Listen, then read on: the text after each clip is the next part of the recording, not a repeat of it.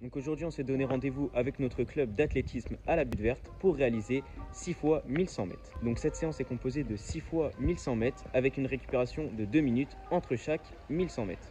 Comme vous pouvez le voir, le temps n'est pas vraiment au rendez-vous, mais bon, c'est pas grave, le moral est là et nous on se donne rendez-vous avec le club à la Butte Verte à 10 h pour l'échauffement.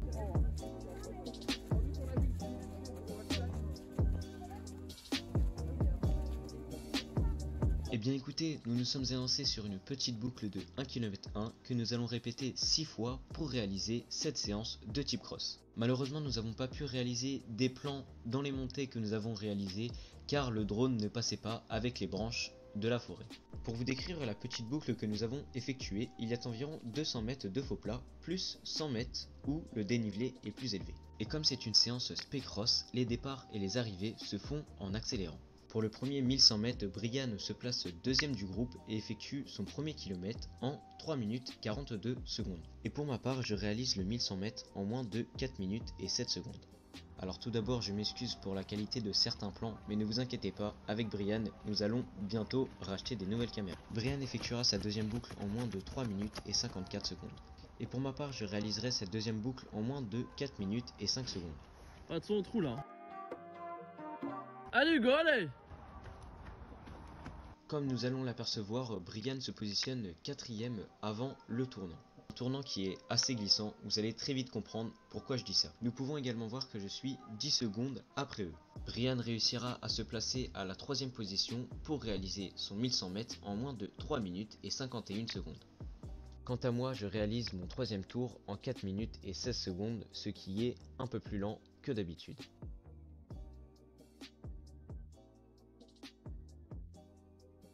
Donc comme vous allez pouvoir le voir, il y avait vraiment des tournants qui étaient assez traîtres.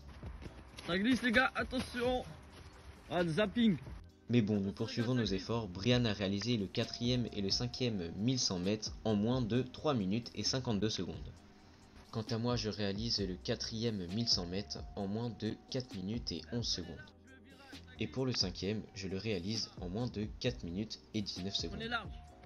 Attention, ça glisse ici, prenez large le virage, attention! Donc pour finir, Brian réalisera la sixième et dernière boucle en moins de 3 minutes et 51 secondes. Et pour ma part, je réalise la sixième et dernière boucle en moins de 4 minutes et 6 secondes. Ok, donc moi pour mon ressenti de cet entraînement, je me suis directement mis en mode compétition car le coach avait dit qu'il fallait partir vite et arriver vite. Et en plus, le terrain était vraiment adéquat pour être en mode compétition. Donc je me suis donné à fond, j'ai réalisé je crois que les 6 fois 1100 mètres en 3 minutes 18 au kilomètre. Donc ce qui est vraiment pas dégueu. De plus, cet entraînement nous permettait d'acquérir les compétences qu'il nous manquait du coup pour les crosses. Moi en particulier, comme vous avez pu le voir sur le cross de Créteil, c'est mon sprint final qui me fait du mal. Donc mon coach m'a dit de relancer à chaque fois en fin de montée. Donc c'est ce que j'ai fait durant cet entraînement. Et j'ai vu qu'à ce moment-là, j'arrivais à décrocher les gens derrière moi. C'était donc un entraînement vraiment enrichissant car il nous a permis d'acquérir ce qu'il nous manquait pour les crosses et en plus de s'entraîner vraiment sur le terrain. Bon, comme vous avez pu le voir, le terrain était vraiment boueux et ça glissait. On n'avait pas nos pointes, donc sur les terrains officiels, en cross officiel, du coup on aura nos pointes et on ne glissera pas. En tout cas, cette séance était vraiment incroyable. J'ai vraiment kiffé la faire, surtout qu'on était en groupe, donc ça nous a permis d'accélérer et de nous donner vraiment à fond. Je vous laisse maintenant avec la fin de la vidéo et en particulier avec l'avis de Mathéo. Donc c'est à mon tour de vous donner mes ressentis de cet entraînement spé-cross. Alors pour commencer, c'est une découverte, je n'avais jamais fait de séance spé-cross auparavant. La différence entre une séance piste et spé-cross, c'est tout simplement que quand nous réalisons le spé-cross, nous devons faire les départs et les arrivées comme un vrai cross, donc beaucoup plus rapide que sur la piste. Et bien évidemment, qui dit cross dit un terrain adapté, des côtes, des montées, du dénivelé.